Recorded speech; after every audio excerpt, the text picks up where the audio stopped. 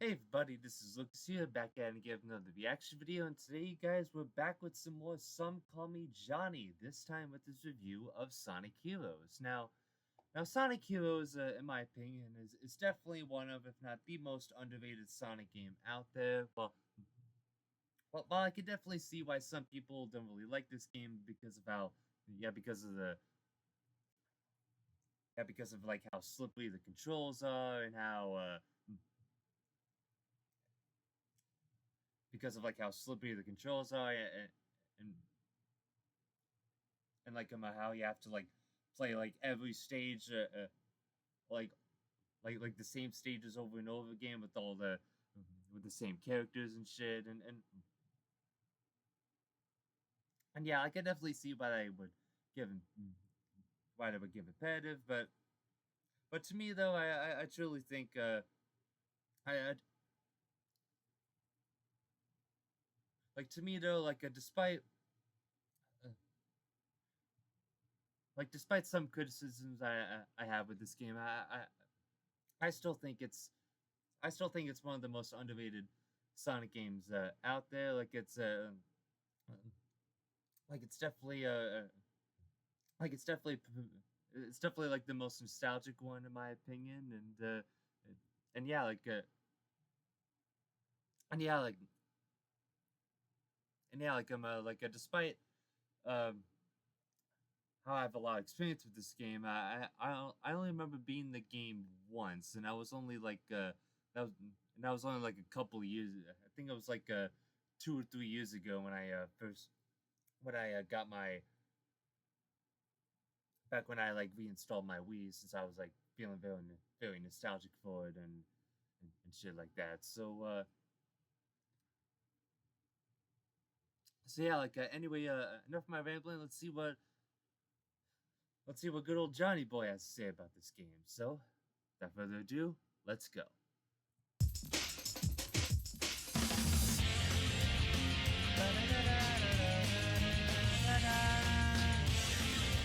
So the Adventure series marked the end of Sonic Tales being released exclusively under Sega hardware. The Dreamcast went under shortly after the release of the PlayStation 2, Nintendo GameCube, and Xbox. Sega, as a result, became a third-party company, allowing their titles to be released on multiple consoles. For Sonic, this not only meant finding a new home with the likes of Sony and Microsoft, but with Nintendo. Sonic games. Oh yeah, oh yeah, I may have mentioned this in one of my previous videos, but this game in particular was actually the first Sonic game to was actually the first Sonic game to be released on multiple consoles. Like instead of it being released on a Sega console this time, they're instead releasing it on they're instead releasing on like the likes of the GameCube, PS2, and the original Xbox, and like and plus Sega, like even today, like they're still like releasing like Sonic games on those consoles, like they're still releasing games on the Switch 1 and Switch 2, the uh PS4 and 5, and the Xbox Series X, all that shit. So how time flies, am I right? Being released on a Nintendo console. It all started in 2002 with Sonic Adventure 2 Battle for the GameCube, but in 2004, Sonic's first multi-platforming game was released, titled Sonic Heroes. For this video, we're going to be reviewing the version I own, which is the GameCube version. I don't have any experience with the Xbox version, and I know the PlayStation 2 version is considered the worst, with a consistently piss-poor frame rate and severe collision detection issues. Still made a nice Christmas gift though, right, Elliot? I love you too. Anyway, without further ado, ladies and gentlemen, welcome to the Sonic Heroes review. Just to put things in perspective here, I haven't played and fully beaten Sonic Heroes since I first got the game in 2004. In fact, the last time I touched this game was when I recorded Seaside Hill for my Countdown of Generations series of videos for the release of Sonic Generations. With my overall opinions of the Adventure series changing dramatically throughout the years, I was curious to see how my opinions would change for Sonic Heroes, if they were to change at all in the first place. Back then, I thought this game was pretty good, but thinking about it now, maybe there's a reason I haven't fully played it in over 8 years. When I first saw the cover to this game, I was pretty damn hyped. A game that focused exclusively on the main trio? Well, that's what I thought at first, but as soon as I turned the case around, I discovered that you can play as over 12 characters. Jesus Christ! Big! Oh god. Shadow? The hell? Cream the Rabbit from Sonic Advance 2? Alright. And people thought Cream actually made her debut, and people thought that Cream made her debut in Sonic Heroes. You be wrong. It's actually Cream the Rabbit made her debut in Sonic Advance 2. Okay, I'll stop. Gamma on steroids. Okay. I was both confused and anxious. With over 12 playable characters, how could they make a solid game without straining the formula to its limits? Well, as soon as I popped the game in, I found out. Sonic Heroes' main focus is team-based gameplay. The 12 characters are split into 4 separate teams. There's Team Sonic, starring Sonic, Tails, and Knuckles, Team Dark, starring Shadow, Rouge, and newcomer E123 Omega, Team Rose, starring Amy Rose, Cream the Rabbit, and Big the Cat, and finally Team Chaotic, starring Espio the Chameleon, Vector the Crocodile, and Charmy B. I'm gonna assume Mighty the Armadillo forgot to set his alarm clock yet again. For those of you who don't know, and I'm gonna guess it's about 3 of you at this point, Team Chaotix originated from Knuckles Chaotix, a game released for the pathetically short-lived 32X add-on for the Sega Genesis. I would have reviewed the game by now, but I don't have the cable that connects the 32X to the Genesis, and I can't find one for the life of me. I'm probably just gonna buckle down and use an emulator anyway, but that's for another time. The 4 teams pack their own separate adventures, and like the previous games, there will be times where the teams will butt heads and fight each other. However, in terms of overall story, Sonic Heroes is nowhere near as dark or serious as the previous titles. It's a very basic, cheap. Oh yeah, that's another thing I really like about this game. That's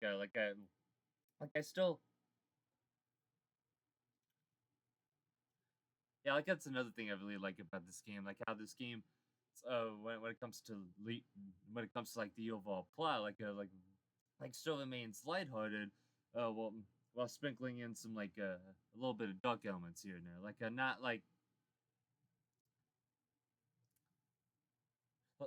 it doesn't become too lighthearted to the point where it becomes really cheesy, and then so dark to the point of where it becomes really convoluted and really fucking stupid. But yeah, and plus not only this game, but it's also something I also think the Adventure series did really well too when it comes to this story. It still remains lighthearted while sprinkling in some dark elements.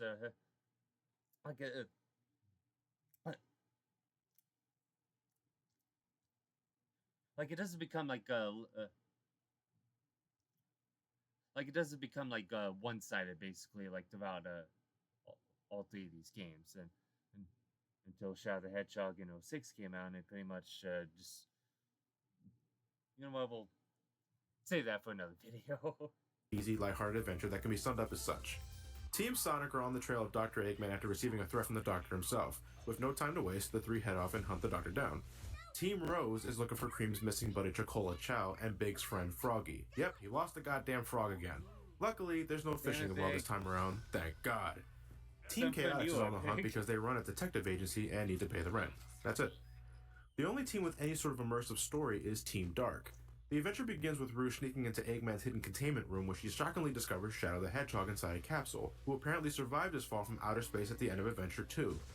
Also located in the room is E123 Omega, who immediately begins firing at Shadow, thinking he's one of Eggman's robots. Omega is angry with Dr. Eggman for locking him up inside this room, and wants revenge by destroying everything that represents Eggman, including the Doctor himself. Shadow, on the other hand, is suffering from amnesia. Not only does he not remember who he is, but he also doesn't remember anything from Sonic Adventure 2. So, instead of telling Shadow everything that's happened to him in the past, Rouge decides to make the 3 of them a team and hunt down Dr. Eggman. Shadow's memory loss is never addressed, and that's my biggest issue with this story. Why does Rouge, or anyone else for that matter, never explain Shadow's past to him? It's one of the only black spots I have with this otherwise simple plot. But everything is not as it seems. Throughout the 4 teams' adventures, they'll encounter Dr. Eggman multiple times, only to discover that they're robot duplicates. Oh, I'm sorry, random shadow robot. Don't you just hate when you find a robotic copy of yourself just lying on the floor for no reason whatsoever? Yeah, man, it's the worst. Anyway, as Team Chaotix discovers at the end of their journey, the real Dr. Eggman was imprisoned inside his own base by his own creation, Metal Sonic, who spent the entire game collecting data on all 4 teams. Metal Sonic uses this data to transform into a metallic clusterfuck sporting an extremely long transformation sequence. You can make a damn sandwich while this guy's transforming, or at the very least grab a drink with ice. You can check your email, you can post something on Facebook, Twitter, YouTube, check my Let's Play channel, brain scratch commentaries, order a pizza with a side of buffalo wings, call your grandparents. My God, he's still transforming! showing off the load times.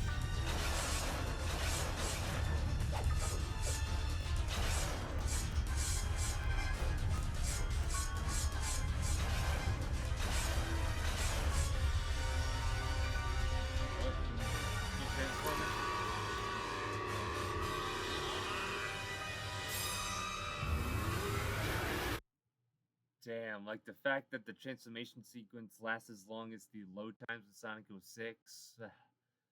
Man, this cutscene says a hell of a lot. 43 seconds. Sonic decides to put an end to this by transforming into Super Sonic, with Tails and Knuckles only getting these shield thingies. With the real superpower of teamwork, Metal Sonic is stopped and our heroes head off for a new adventure, and thus ending the game. Man, I love it when a Sonic story isn't so damn convoluted. It's so much easier to summarize and review. Well, actually, there is one more thing to discuss. At the end of Team Dark's story, Rouge discovers a giant room containing endless copies of Shadow robots. This makes Rouge question whether or not the Shadow that's been tagging along just another robotic clone, or the original from Sonic Adventure 2. Well, we don't find an answer to that here, that's for sure. Damn cliffhangers. Overall, Sonic Heroes certainly doesn't take itself seriously, and for that, I applaud it. Sometimes you need to regress a bit when things get a bit too complicated, and I think Sonic Heroes does that well. Look, I'm all for a good written story, but in a Sonic game, I'd rather have something lighthearted and fun rather than something dark and moody. I think my favorite character in this game will have to be Omega. He's so hell-bent on taking out Eggman and his robots that he'll look for every opportunity to make fun of other robots or take shots at his own teammates for slacking off on the mission. Sonic Heroes' story isn't perfect by any means. I mean, there are times where the writing can be outright silly. Remember when I said that some teams would eventually encounter each other throughout their story? Well, sometimes their reasoning for fighting in the first place is just plain bizarre. Sonic? Amy, what are you doing here? Sonic, this time there's no way out of marrying me. She wants to physically assault Sonic just so he can marry her? So we have 4 different teams. Well, Sonic, if I were you, I would file a restraining order against her right away, as soon as possible. Does that mean that each team brings something completely different to the table? Well, actually, no. Each team share the exact same gameplay styles and structures, and they all go through the same amount of stages. There are no hub worlds, no upgrades to collect, no mech shooting, no treasure hunting stages, no child garden, just high-speed platforming action. Hell yeah. Thank God. I mean, did you see how long the adventure reviews were? If I had to review any more unique gameplay styles, I was gonna lose my goddamn mind. But John, what about... We're not at that game yet! Elliot, Let me bask. spoilers. Don't Teams spoil are it. divided as such. First, you have your speed character, whose main focus is, well, speed. They're the fastest of the trio and can use their skills to take shortcuts or collect hidden stuff. Then you have your flight character, who can carry the team across bottomless pits and take higher routes with limited flight. And finally, you have your power character, who are not only the strongest in the team, they can also use air currents to glide to higher areas and destroy obstacles that block the path. You're in control of all 3 characters at the same time. You instantly switch between characters by pressing the corresponding button on the top right of the screen, so if you see a power-up or something in mid-air, you simply press the correct button to switch to your flight character and take off to the sky. Throughout each stage you can find all sorts of power-ups, like the common shield, speed sneakers, and invincibility, but the one you'll want the most is the level up. Each character can level up a total of 3 times. The more you level up, the stronger the character becomes. And you're gonna need it, folks, because for the first time ever, enemies are now rocking health bars. Even the most common enemy in the game will take multiple jumps or homing attacks to take down at the lowest level. To make things easier on yourself, you can switch to the stronger power character to take them out, but this only works on the small fry, because later down the road, you'll encounter giant mooks with absurd amount of health. Since enemies are no longer taken out in one shot, I feel it's a constant pace breaker, and I find myself frantically looking for level up capsules to kill enemies faster with any character. There are even times when you can't progress until you kill every enemy in the vicinity, and that just makes combat feel like an outright inconvenience to me. Each formation has their own way of attacking enemies. Speed characters can simply jump on enemies or use the homing attack, and by pressing the attack button in mid-air, speed characters can generate a whirlwind that'll disable certain enemies and make them weaker. There's also the Rocket Excel attack that, well, you got me there. I never found a use for this attack. What's with 3D games having attacks I never use? It's so damn finicky and just all around useless to me. It's a shame too because there's no spin dash in this game, which I'm sorely missing at this point because of how ineffectual this new maneuver is. Hell, I even take the somersault at this point, which is also not in this game. Flying characters can use the Thunder Shoot, which uses their teammates as projectiles to bring aerial robots down to the ground. When fully leveled up, this attack is awesome. It's extremely fast and outright destroys targets instead of just immobilizing them. Power characters are all about using physical attacks to deal massive amounts of damage. The more the character levels up, the more widespread the damage becomes. Out of all the power characters, I think I enjoy Omega the most. When he's fully leveled up, he can unleash a barrage of missiles after performing a combo that's extremely reliable and cool to look at. I'm also a fan of Big's They're belly pretty flop, which is good for satisfying, taking out too, large if you clusters of weak think enemies. about it. By defeating more enemies, scoring bonus points, or collecting rings, you'll build up your Team Blast meter. When maxed out, your team can perform a Team Blast attack, which not only wipes out every enemy on the screen, but depending on your team, you can experience a different after effect during the cool-off period. Team Sonic can have Sonic perform the Lightspeed attack, which is most effective with the Thundershoot skill. Team Dark uses Chaos Control, which not only kills enemies but also temporarily freezes time, allowing you to take out other enemies with ease. Problem is, it also freezes progression, so there might be times where you'll find yourself stuck until the flow of time is restored. Team Rose not only gets a screen nuke, but after finishing the attack, each character levels up, scores some temporary invincibility, power sneakers, and a shield to cap it off. That's awesome. Finally, Team Chaotix, with the power of obscurity, blast away enemies with obnoxious singing. The cool thing about this, though, is that every time you kill an enemy with this technique, you score rings, which builds up your meter. So when you find yourself surrounded with a large group of enemies, not only can you use your Team Blast attack to wipe them out, but the resulting ring bonus will immediately max out your meter again after cooling off. Team Sonic and Team Dark can perform the light dash across the trail of rings, keeping the pace up, but like last time, it can be a bit problematic. I swear, if you're not directly behind the trail of rings while performing the technique, you're not going anywhere. There's always a sense of dread that envelops me whenever I see a trail of rings over a bottomless pit, because I've had my share of deaths where the light dash did absolutely nothing. Sadly, a sloppy light dash isn't the only problem I have with Sonic Heroes. The control. Oh man, the control. What did they do to you? I've commented in the previous reviews that I thought Sonic controlled beautifully in a 3D world. His top speed, his weight, his acceleration, everything. But here, someone thought the Speed Center characters weren't going fast enough because their acceleration is through the fucking roof. As a result, the control can be extremely slippery. It's very easy to lose control of yourself when going at a high speed, which can not only lead to you running into a lot of shit, but don't be surprised if the biggest culprit of your deaths is simply careening off the edge of a platform. I hate going really fast in this game. I constantly find myself jumping all over the place to regain my composure and get some decent footing. But my biggest issue here is that they fucked up something that was perfectly fine in the first two titles. The game tries to mask this with very broad level design, and while I'm happy that things aren't as restrictive as Adventure 2, the control distracts me too much from really enjoying it. The only time I feel any ease with speed characters is when they're running in a straight line or passing through automatic loops. What happened here? When in the flying formation, your speed is cut tremendously. You always have to carry your teammates. Why? Why can't I control Tails and such normally and then carry my teammates when I'm ready to fly or reach higher ground? Actually, you can control them separately when your partners are immobilized, but why can't I do this at will? Yeah, it's a nitpick, but I can't help but feel they did that to put more emphasis on the speed characters, completely ignoring that they already jacked up their acceleration to ridiculous degrees. It's rather sad that I find myself switching to the power formation a lot, because not only are they the most effective with dealing with enemies, but they're also not as slow as the flying formation, while at the same time not as slippery as the speed formation. My only real issue with the power formation is the ground.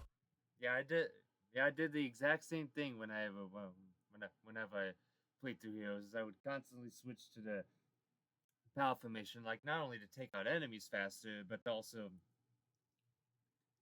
prevent myself prevent myself from slipping off and falling off a cliff, basically, or ledge, I should say. Combat, specifically Knuckles and Omega's ground combat. When you attack an enemy on the ground, Knuckles and Omega will slide about 5 feet in front of them for each punch thrown. Now with Knuckles, you can at least smash the attack buttons that have him perform rapid punches and keep him steady, but Omega slides all over the place all the time.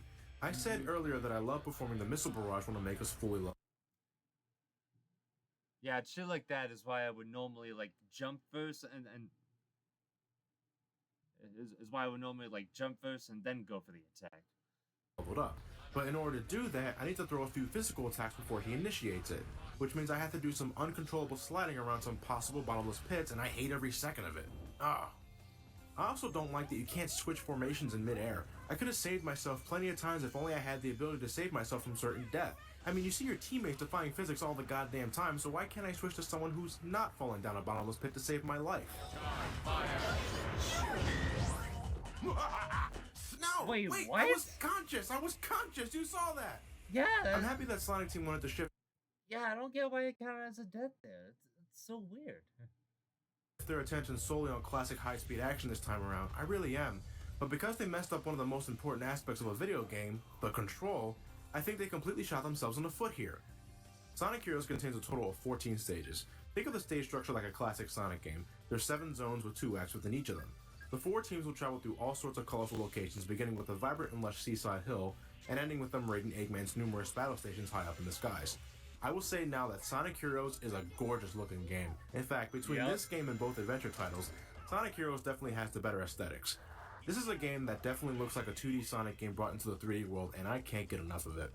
One of my favorite stages is Grand Metropolis, where I believe the perfect mix of fun and challenge is met with its great level design and variety of pathways.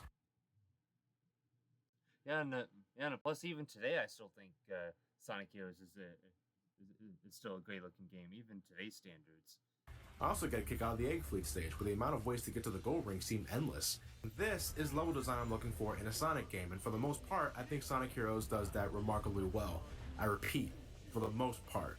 While Sonic Heroes contains levels that I absolutely love, it also has a share of stages that I absolutely cannot fucking stand for the life of me. Levels. First up, we have Casino Park, a stage where you'll spend most of your time under the mercy of the level's god-awful pinball physics. I'm not kidding, they're terrible. Yeah, it's bad enough that I'm not a fan of pinball to begin with, but when it controls like utter ass and have highly questionable collision detection, there's nothing but misery up ahead.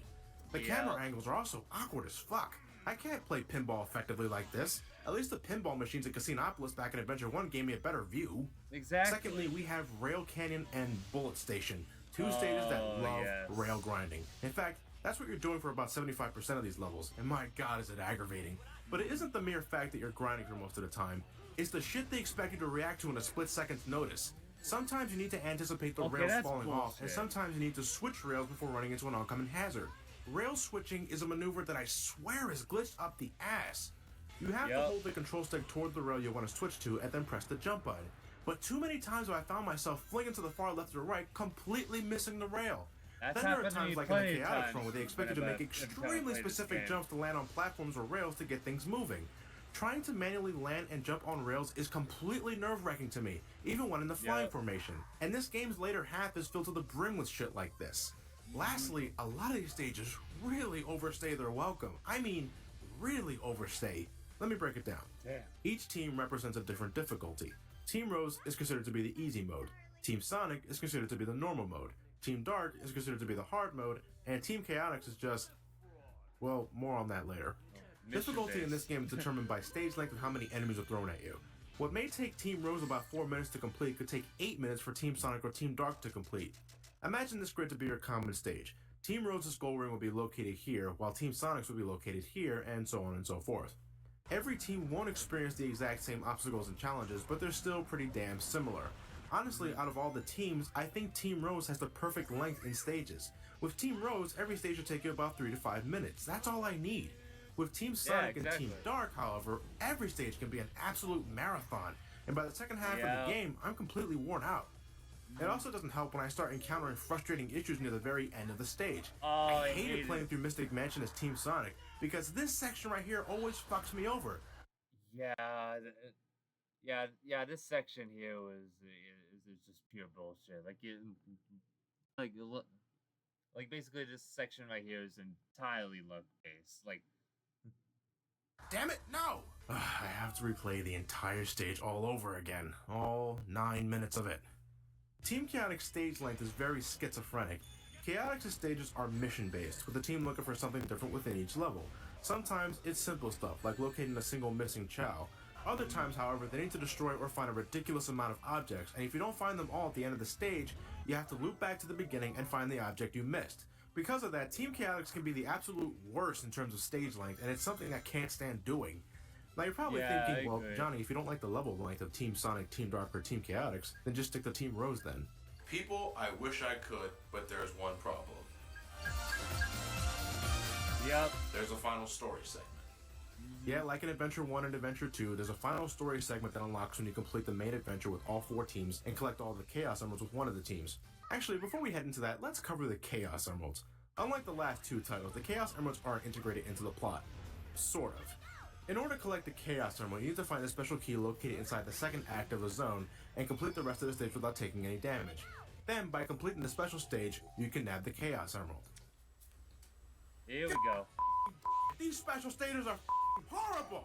In order to collect the emerald, you need to keep your speed going by collecting these colorful orbs and grab the emerald before reaching the exit. The more orbs you collect, the faster you get. You can even boost when you fill enough of the meat. Yeah, that's another thing I don't like about this game. Like getting the Chaos Emeralds. Yeah, like on top of like the controls being slippery as all hell, like getting the chaos emeralds and the special stages is a great example on how bad the controls are in this game. To get even more speed. Your obstacles are two things: these spike bombs that slow you down exponentially, and the worst control I've ever experienced in a Sonic game. Thank you. It's so slippery, it's so jittery, and it's so easy to up. If you don't collect enough orbs to reach that emerald in the first 15 seconds of the special stage, you will fail. If you're going after all the Chaos Emeralds, get them with Team Rose. Since they have the shortest stages, it'll be less painful for you to retry when you eventually mess up. You don't even get to transform into any super state when you collect all 7 emeralds. I could possibly understand that for Adventure 1 and Adventure 2, but here? I don't understand why Super Sonic is still a final boss event only. But back to the last story. If you want to reach the last story segment, this means you have to travel through the same 14 stages 4 times just to get to the real ending of the game. That is bullshit. Do I have to complete Sonic 3 and Knuckles 4 times just to get to the Doomsday Zone? No, I don't. If each team's story were self-contained, that sported no stupid cliffhangers or plot elements that could only be solved by playing another character's story, then there would be no issue here. But the fact that the game requires me to play all 4 stories just to see the conclusion that could have easily fitted inside Team Sonic's story is a colossal problem. Top with the fact that a majority of Team Sonic and Team Dark stages are marathon levels, completing Sonic Heroes can be an extraordinarily tiring experience.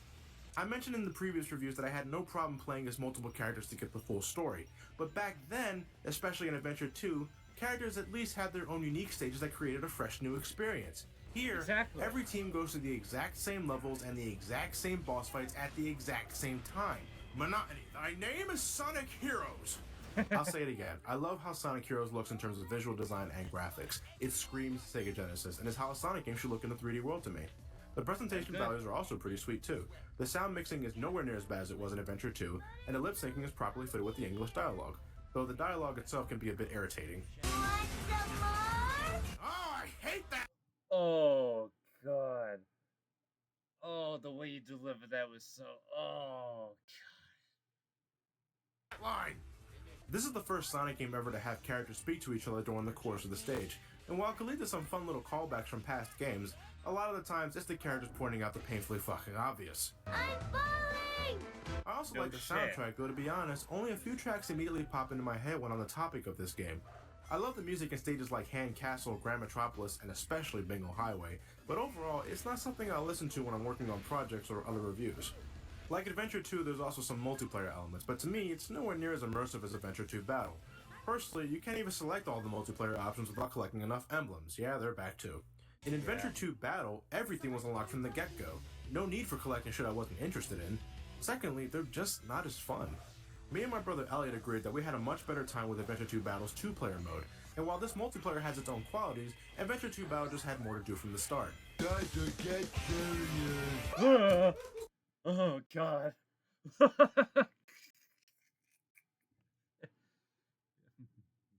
My sentiments exactly. Sonic Heroes is quite the oddball in the series for me. I love the way it looks, I think the level design can be very entertaining at times, and I like the greater focus on high-speed platforming action. But great level design doesn't mean a thing when the control is messed up, and that's what kills me the most about this game, the control. I really want to like Sonic Heroes, I really do. It has so many elements and a ton of energy that remind me of the old days, but when the control is bad, I can only deal with so much, especially when every stage can be a possible endurance test. It's pretty damn sad when the most comfortable time I can have with Sonic Heroes involves a love-starved pink hedgehog, a rabbit with an extremely annoying voice, and a big purple cat that's voiced by Duke Nukem. What? Time to kick ass and chew bubblegum. And a whole lot of gum. I don't know about you, but I'm getting kind of sick of Sonic the Hedgehog, so I think I'm gonna go, oh, God, oh, alright. I'll review the game, but I need more prep time for this one. I gotta make sure I get all of my points across for this game, so this one's gonna take a little longer than the other ones, but next time we meet, we're looking at Shadow the Hedgehog for the Nintendo GameCube. Fucker.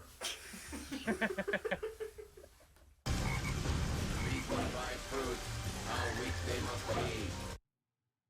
be. Okay. pretty wise words, Omega. But anyways, guys, that about does it for this video. That about does it for this video. If you guys enjoyed this, feel free to leave a like and subscribe. And if you want to see more from Some Call Me Johnny, I'll leave the link to his channel and in the description below, and I'll also leave it on the end screen here, which should be somewhere right here where my finger's pointing at, or but yeah.